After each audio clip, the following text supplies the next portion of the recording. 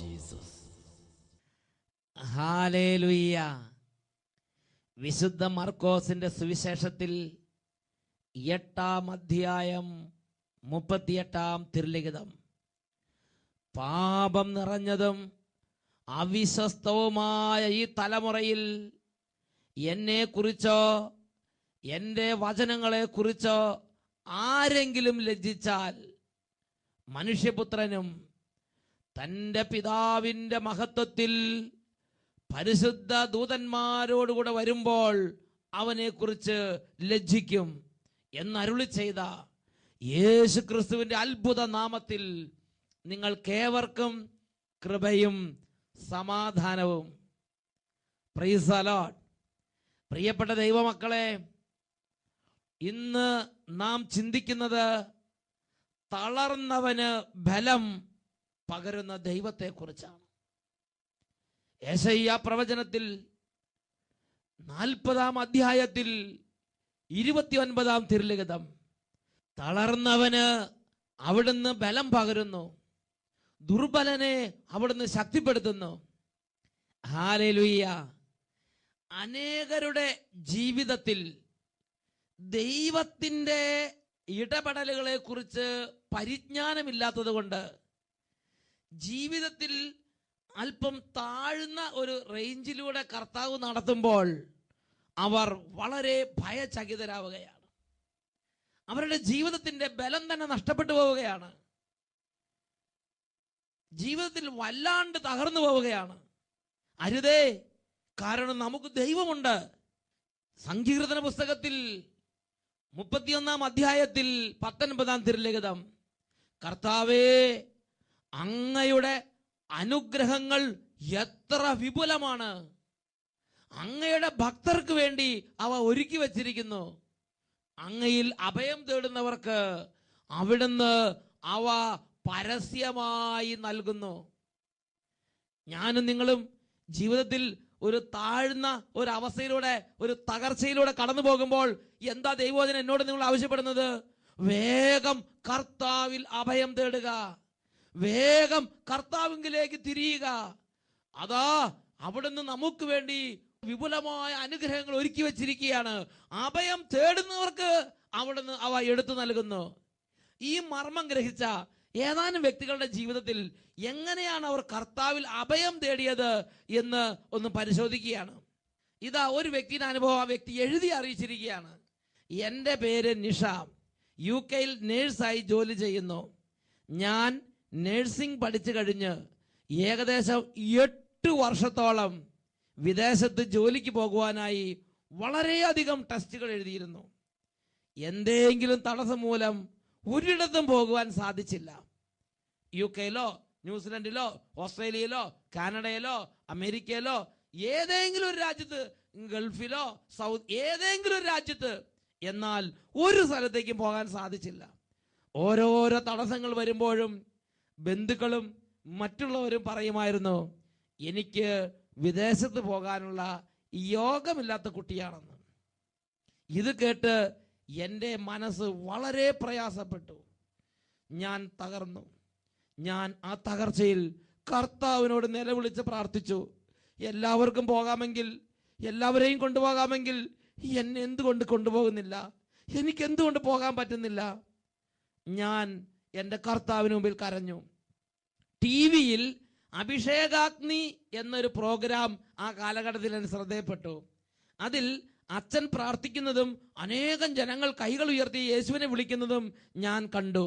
ഞാനും മുടങ്ങാതെ ടെലിവിഷനിലൂടെ ആ പ്രോഗ്രാം കണ്ട് അട്ടപ്പാടിയിൽ നിന്ന് പ്രാർത്ഥിക്കുന്ന ടീമിന്റെ കൂടെ പ്രാർത്ഥിക്കാൻ തുടങ്ങി. ഏകദേശം 8 വർഷത്തോളമായുള്ള എൻ്റെ പ്രാർത്ഥനയ്ക്ക് 2010-ൽ അത്ഭുതകരമായി ഈശോ ഉത്തരം തന്നു. ഞാൻ അഭിഷേകാഗ്നി പ്രോഗ്രാം ടെലിവിഷൻ കണ്ട് ആ വിടുതൽ പ്രാർത്ഥനകളിൽ യേശുവിനെ വിളിച്ച് കരഞ്ഞുകൊണ്ട് പ്രാർത്ഥിച്ച്, അത്ഭുതമെന്ന് പറയട്ടെ, അപ്രതീക്ഷിതമായി UK-യിൽ എനിക്ക് ജോലി ശരിയായി. എൻ്റെ കുടുംബത്തോടൊപ്പം സന്തോഷമായി കഴിയാനും എൻ്റെ ദൈവം ഇടവരുത്തി. ഇന്ന് ഞാനും കുടുംബവും UK-യിൽ നേഴ്സായി ജോലി ചെയ്ത് സന്തോഷത്തോടെ എൻ്റെ കർത്താവിൻ്റെ സാക്ഷിയായി ജീവിക്കുന്നു. എനിക്ക് ഓർമ്മ വരുന്ന വചനം വിലാപത്തിന്റെ പുസ്തകം 2-ാം അധ്യായം 18-ാം വാക്യമാണ്. സിയോൻ പുത്രി, കർത്താവിനോട് ഉറക്കെ നിലവിളിക്കുക. രാവും പകലും മഹാപ്രവാഹം പോലെ കണ്ണുനീരൊഴുകട്ടെ. നീ വിശ്രമിക്കരുത്, കണ്ണുകൾക്ക് വിശ്രമം നൽകരുത്. പ്രിയപ്പെട്ട ദൈവമക്കളെ, പഠിച്ച് പാസ്സായി, റിസൾട്ട് ഉണ്ട്, സർട്ടിഫിക്കറ്റ് ഉണ്ട്, സ്കോറുണ്ട്, മാർക്കുണ്ട്, എല്ലാം ഉണ്ട്. ഒരുപാട് ബന്ധുക്കളും ആളുകളും ഉണ്ട്, പരിശ്രമമുണ്ട്, അധ്വാനമുണ്ട്. എന്നാൽ ഒന്നും ശരിയാകുന്നില്ല. ആ കുട്ടി എന്താ ചെയ്തത്? ആ കുട്ടി കർത്താവിൽ അഭയം തേടി. ടെലിവിഷനിലൂടെ പ്രഘോഷിക്കപ്പെട്ട വചനങ്ങൾ കേട്ടപ്പോൾ കർത്താവിൽ അഭയം തേടുന്നതിനെ കുറിച്ച് ഒരു ബോധ്യം കിട്ടി. 31 സങ്കീർത്തനത്തിലെ 19 വചനപ്രകാരം ഈ കുട്ടി കർത്താവിലേക്ക് തിരിഞ്ഞ് കർത്താവിൽ അഭയം തേടി. ഏജൻസികളിൽ അഭയം തേടുക അല്ല ചെയ്തത്, കർത്താവിൽ അഭയം തേടി. ബുദ്ധിയിൽ അഭയം തേടുക അല്ല ചെയ്തത്, സർട്ടിഫിക്കറ്റിൽ അഭയം വെച്ചിരിക്കുകയല്ല ചെയ്തത്, സ്കോറിൽ അഭയം വെച്ചിരിക്കുകയല്ല ചെയ്തത്, കർത്താവിൽ അഭയം തേടി. സങ്കീർത്തനം 31:19, കർത്താവേ, അങ്ങയുടെ അനുഗ്രഹങ്ങൾ എത്ര വിപുലമാണ്, അങ്ങയുടെ ഭക്തർക്ക് വേണ്ടി അവിടുന്ന് ഒരുക്കി വച്ചിരിക്കുന്നു.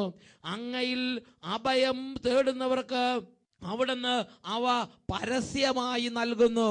ഈ കുട്ടിക്ക് കർത്താവ് അതെടുത്ത് അങ്ങോട്ട് കൊടുത്ത് ഇന്ന് UK-യിൽ ആ കുട്ടി കുടുംബത്തോടൊപ്പം കർത്താവിന്റെ സാക്ഷിയായി, ജീവിതത്തിൽ വിജയിയായി കർത്താവിനെ മഹത്വപ്പെടുത്തി ആരാധിച്ച് ജീവിക്കുകയാണ്.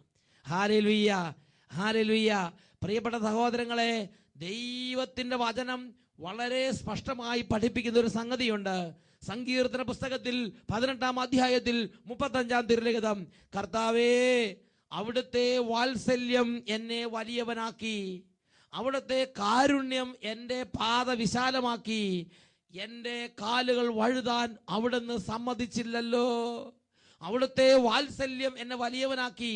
ഇന്ന് ഒരുപാട് പേര് കർത്താവിൽ ആശ്രയിക്കുന്നില്ല, സ്വന്തം കഴിവിൽ ആശ്രയിക്കുന്നു, സ്വന്തം സർട്ടിഫിക്കറ്റുകളിൽ ആശ്രയിക്കുന്നു, സ്വന്തം ബുദ്ധിയിൽ ആശ്രയിക്കുന്നു, സ്വന്തം അധ്വാനത്തിൽ ആശ്രയിക്കുന്നു, സ്വന്തം കുടുംബത്തിൽ ആശ്രയിക്കുന്നു.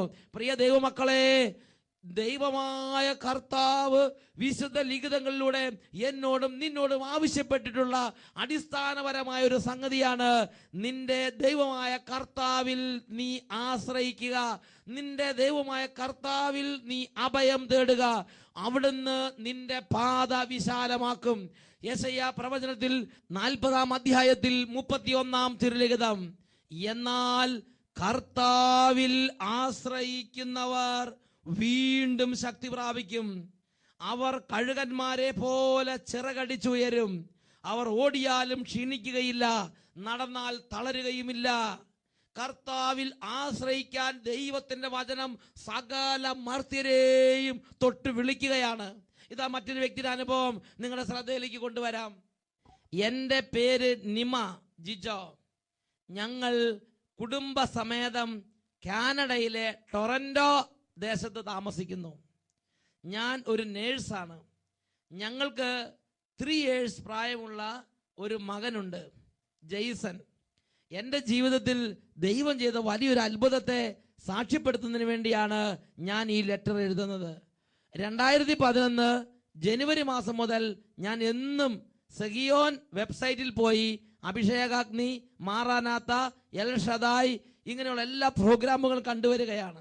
എന്നും ഞാൻ ഓരോ ടോപ്പിക്കെങ്കിലും കാണും. ചിലപ്പോൾ അത് 3-4 എപ്പിസോഡ് വരെ കാണാറുണ്ട്.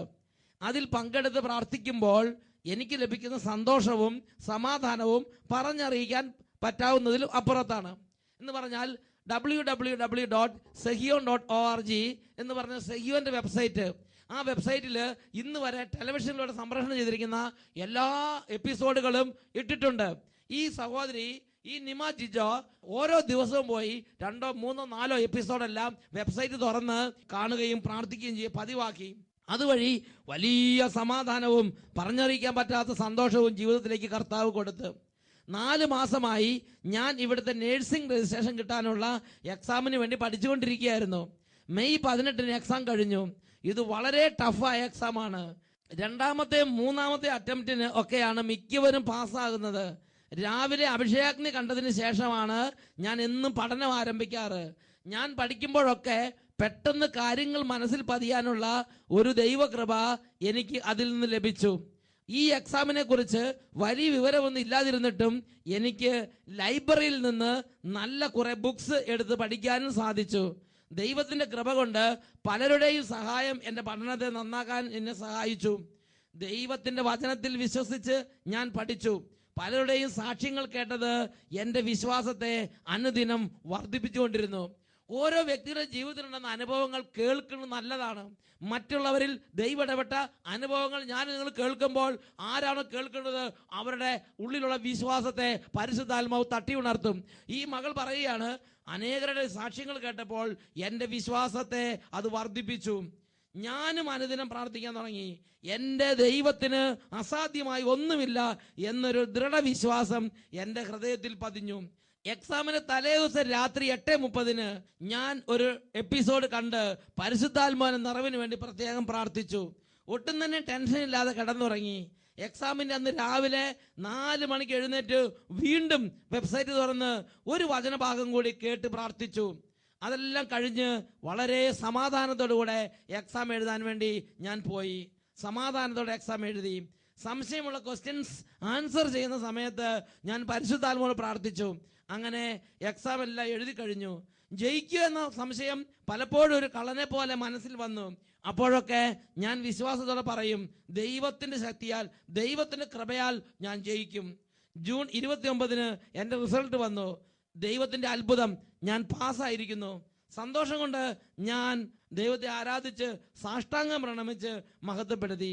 അങ്ങനെ BSc MSc എല്ലാം പഠിച്ചവർ തോറ്റെടുത്ത് ദൈവം വെറും ഡിപ്ലോമക്കാരിയായി എന്നെ വിജയം നൽകി അനുഗ്രഹിച്ച് ഉയർത്തി. അസാധ്യങ്ങളെ സാധ്യമാക്കുന്ന ദൈവത്തിന്റെ ഇടപെടൽ മാത്രമാണ് ഇതിന് കാരണം. ഞാൻ എൻ്റെ കർത്താവിന് കോടാനുകോടി നന്ദി പറഞ്ഞ് ദൈവത്തെ ആരാധിക്കുന്നു. എൻ്റെ ജ്ഞാനം ഈ എക്സാം പാസ്സാവാൻ ഒട്ടും പോരായിരുന്നു. മിക്കവരും ഒരു കോഴ്സ് എടുത്ത് $2000 $2500 ഒക്കെ അടച്ച് പഠിച്ചാണ് ഈ എക്സാമിന് പ്രിപ്പയർ ചെയ്യാറ്. ഞാൻ ഇതൊന്നും ചെയ്യാതെ വീട്ടിലിരുന്ന് ഏതാനും പുസ്തകങ്ങൾ മാത്രം ലൈബ്രറിയിൽ നിന്ന് എടുത്തുകൊണ്ടുവന്ന് പഠിച്ച് ഇത്രയും ഉന്നതമായ വിജയം കരസ്ഥമാക്കി. ഇതിന് പിന്നിൽ എൻ്റെ ദൈവത്തിന്റെ കരമാണെന്ന് ഞാൻ ഏറ്റുപറയുന്നു. ഹല്ലേലൂയ. പ്രിയപ്പെട്ട ദൈവമക്കളെ, നോക്കിയാൻ ജീവിതത്തിൻ്റെ ഒരു പ്രത്യേക സാഹചര്യം. കാനഡയിലും അമേരിക്കയിലും യൂറോപ്യൻ രാജ്യങ്ങളിലും വസിക്കുന്നവർക്കറിയാം നേഴ്സിംഗ് രജിസ്ട്രേഷൻ കിട്ടേണ്ട ആവശ്യകത, അതിൻ്റെ ഇമ്പോർട്ടൻസ്. അവർ വളരെ വേദനയോടെ കരഞ്ഞ് വളരെ ദുഃഖത്തോടെ അഭിമുഖീകരിച്ചൊരു സാഹചര്യം. പക്ഷേ അവർ ദൈവത്തിൽ ആശ്രയിച്ച വഴികളാണ് നമുക്ക് എഴുതി അറിയിച്ചിരിക്കുന്നത്. അവർ ദൈവത്തിന്റെ വചനത്തെ ആശ്രയിച്ച്, ദൈവത്തിന്റെ ആത്മാവിനെ ആശ്രയിച്ച്, ദൈവത്തിന്റെ വിശ്വാസത്തെ ശരണപ്പെട്ട്, അത് അവർക്ക് അനുഗ്രഹമായി, അത് അവർക്ക് ഉയർച്ചയായി, അത് അവർക്ക് രക്ഷയായി.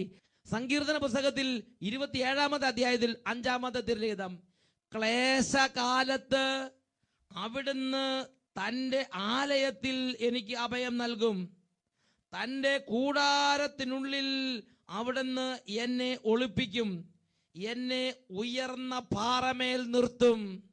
അവിടുന്ന് എന്നെ ഉയർന്ന പാറമേൽ നിർത്തും. Praise the Lord.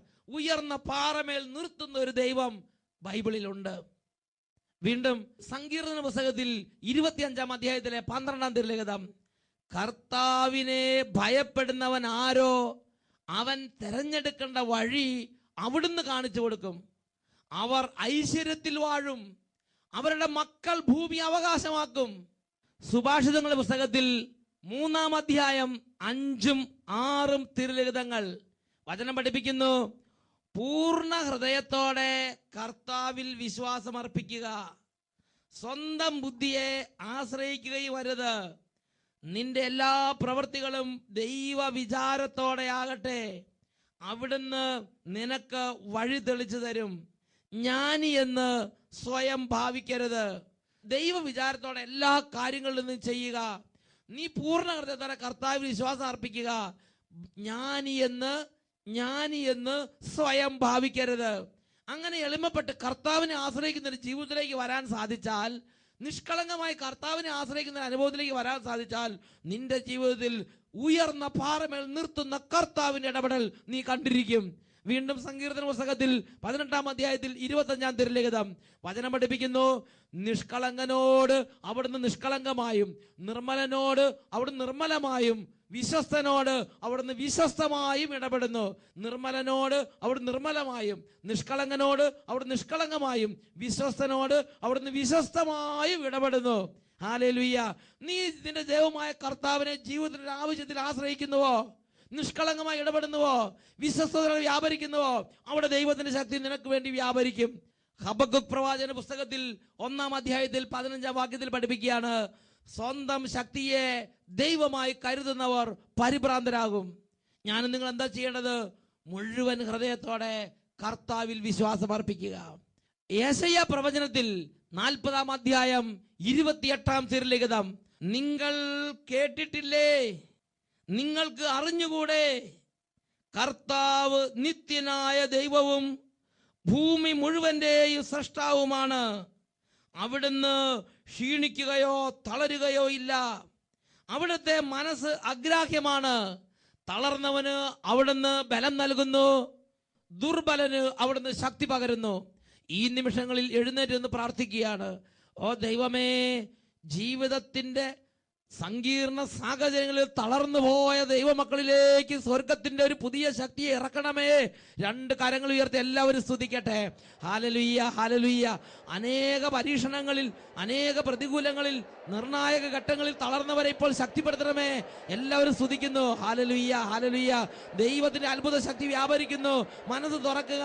മകനെ, മകളെ, നിന്റെ ജീവിതത്തിലേക്ക് കർത്താവിന്റെ ഒരു അത്ഭുത അഭിഷേകം ഇപ്പോൾ വ്യാപരിക്കട്ടെ. എല്ലാ മന്ദതയും മാറിപ്പോകട്ടെ. എല്ലാ നിഷേധ ചിന്തകളും വിട്ടുപോകട്ടെ. അടഞ്ഞിരിക്കുന്ന ഹൃദയങ്ങൾ തുറക്കപ്പെടട്ടെ. കർത്താവിന് ഒരു ദാഹം ഉണ്ടാകട്ടെ. അവിടുത്തെ സന്നിധിയിൽ നിഷ്കളങ്കതയോടെ ആശ്രയിക്കാൻ തക്കമുള്ള വിശ്വാസ കൃപ ജ്വലിക്കട്ടെ. Hallelujah, hallelujah. ഓ ദൈവമേ, കാലങ്ങളായി വിശ്വാസ മേഖലയിൽ മങ്ങിപ്പോയവർ, പ്രാർത്ഥന നശിച്ചവർ, വിശ്വാസം ദുർബലപ്പെട്ടവർ ഇപ്പോൾ യേശുനാമത്തിൽ വിടുതൽ പ്രാപിക്കട്ടെ. Hallelujah, hallelujah. യേശുവേ, ആരാധന, ആരാധന. തളർന്നവരുടെ മേൽ അത്ഭുതകരമായ ഒരു പ്രത്യാശാഭിഷേകം നിറയട്ടെ. ദൈവത്തിന്റെ ഇടപെടലിനെ കുറിച്ചുള്ള ആത്മീയമായ ഒരു പ്രകാശാഭിഷേകം ഇപ്പോൾ വ്യാപരിക്കട്ടെ. Hallelujah, hallelujah. യേശുവേ സ്തോത്രം, യേശുവേ ആരാധന, യേശുവേ സ്തോത്രം, യേശുവേ നന്ദി. സങ്കീർത്തന പുസ്തകത്തിൽ 33-ാം അധ്യായത്തിൽ 17-ഉം 18-ഉം തിരുലിഖിതങ്ങൾ, പടക്കുതിരയെ കൊണ്ട് ജയിക്കാം എന്ന ആശ വ്യർത്ഥമാണ്. അതിന്റെ വലിയ ശക്തി കൊണ്ട് അതിന് നിങ്ങളെ രക്ഷിക്കാൻ കഴിയുകയില്ല. ഇതാ, തന്നെ ഭയപ്പെടുകയും തന്റെ കാരുണ്യത്തിൽ പ്രത്യാശ വെക്കുകയും ചെയ്യുന്നവരെ കർത്താവ് കടാക്ഷിക്കുന്നു.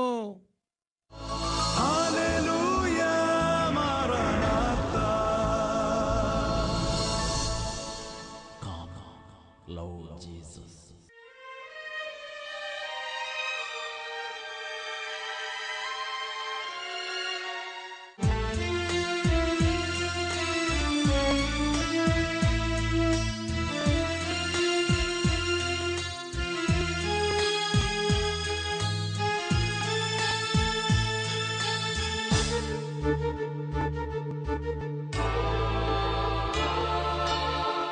നീ മറന്നാൽ നിന്നെ മറക്കാത്ത സ്നേഹം, നീയകന്നാൽ നിന്നെ തേടുന്ന സ്നേഹം. ഓ എന്റെ സ്നേഹമേ, എന്നേശുവേ, ഓ നിത്യ സ്നേഹമേ, എന്നേശുവേ. ആരാധന, ആരാധന,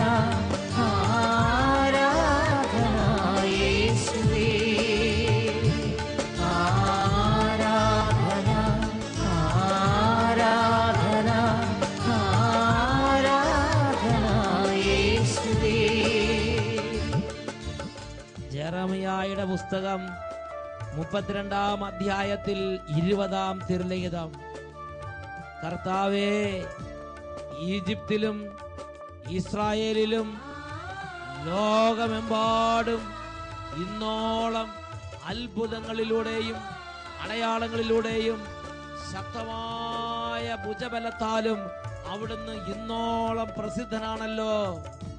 അത്ഭുതങ്ങളുടെ രാജാവായി യേശു ഇതാ ഈ ആൾത്താരയിൽ 2 കരങ്ങളും അവിടുത്തെ സന്നിധിയിലേക്ക് ഉയർത്തി. മകനെ, മകളെ, വിശ്വാസം ഉണ്ടെങ്കിലും ഇല്ലെങ്കിലും ഇപ്പോൾ സർവശക്തമായ അവിടുത്തെ മുമ്പിൽ ശിരസ് നമിക്കുക, ആരാധിക്കട്ടെ. Hallelujah, hallelujah. ജനകോടികളോട് ചേർന്ന് കർത്താവിനെ ആരാധിക്കുക, ജനപദങ്ങളോട് ചേർന്ന് കർത്താവിനെ ആരാധിക്കുക, വംശങ്ങളോടും ഗോത്രങ്ങളോട് ചേർന്ന് കർത്താവിനെ ആരാധിക്കുക, രാജ്യങ്ങളോടും ഭൂഖണ്ഡങ്ങളോട് ചേർന്ന് കർത്താവിനെ ആരാധിക്കട്ടെ, ആകാശത്തോടും ഭൂമിയോട് ചേർന്ന് കർത്താവിനെ ആരാധിക്കട്ടെ, സ്വർഗീയ നിരകളോട് ചേർന്ന് കർത്താവിനെ ആരാധിക്കട്ടെ. Hallelujah, hallelujah. ഓ സ്വർഗീയ രാജാവേ, ഇപ്പോൾ കൈകൾ കൊണ്ട് തൊട്ട് അങ്ങയുടെ പ്രിയപ്പെട്ട മക്കളെ അനുഗ്രഹിക്കണമേ. Hallelujah, hallelujah. കാലങ്ങളായി കാലങ്ങളായി തടസ്സപ്പെട്ട് കിടക്കുന്ന ഓരോ തടസ്സങ്ങളും കുടുംബങ്ങളിൽ നിന്ന് യേശുനാമത്തിൽ വിട്ടുമാറി പോകട്ടെ. Hallelujah, hallelujah. യേശുവേ ആരാധന, ആരാധന. യേശുവേ ആരാധന, ആരാധന യേശുവേ. ആരാധന, ആരാധന, ആരാധന യേശുവേ.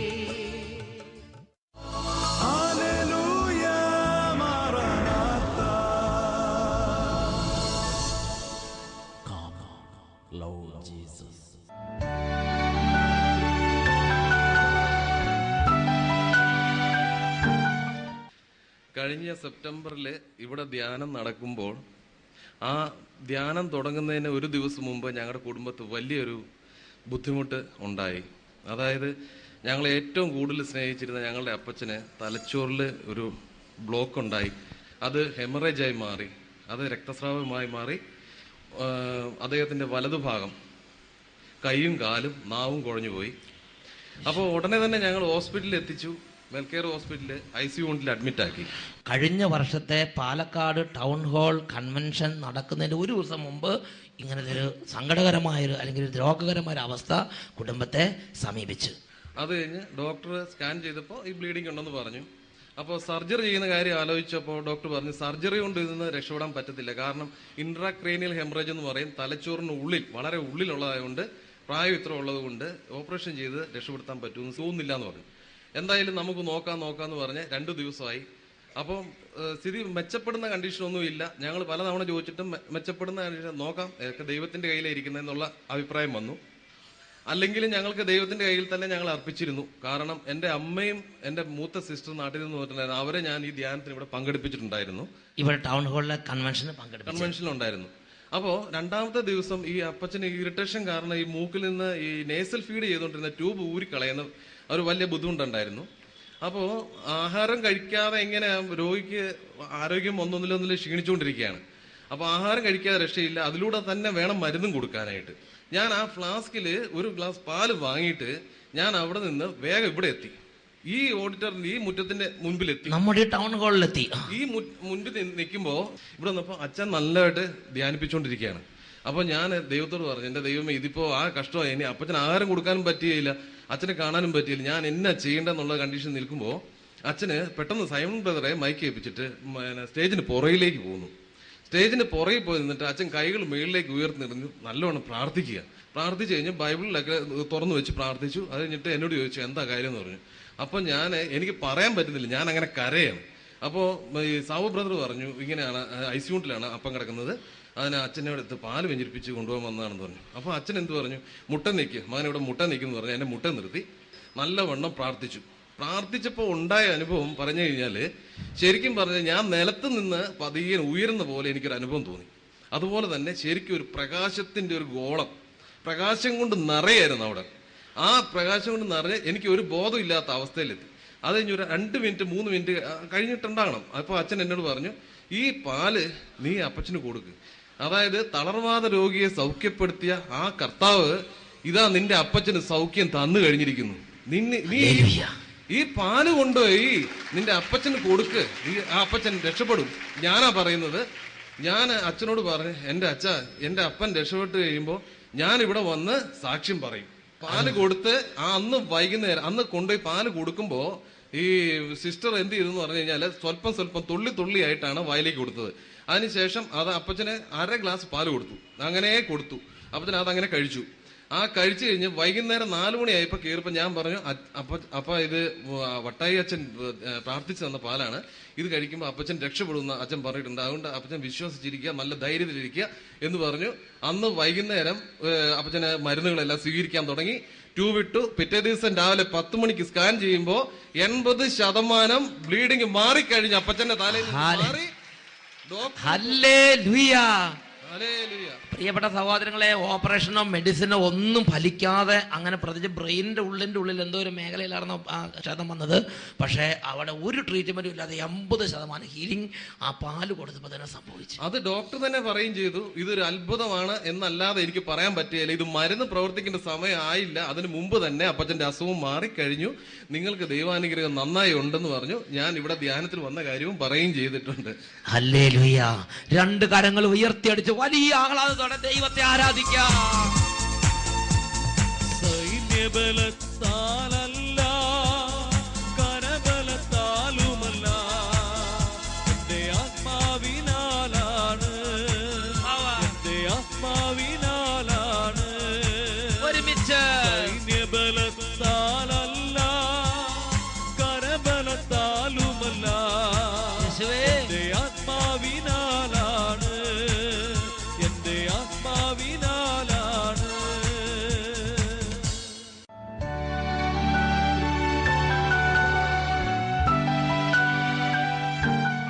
എൻ്റെ പേര് ദാവീദ്, വീട്ടുപേര് കോക്കണ്ടത്തിൽ.